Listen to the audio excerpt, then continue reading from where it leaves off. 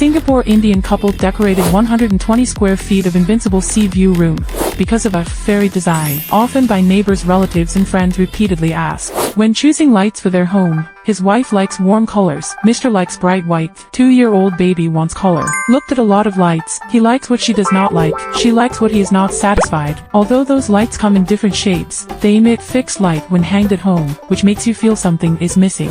We helped them do the design of no main light. The light is softer and more uniform, no shadow and glare problems at all, very comfortable, but also to protect the baby's vision development.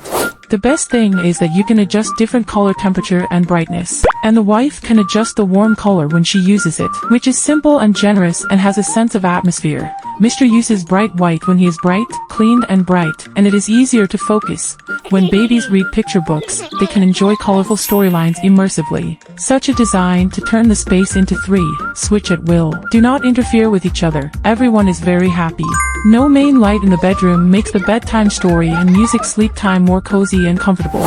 Intelligent control of lighting, more environmentally friendly, more energy saving, too practical. Leave a message in the comments section to see what your home looks like with this light.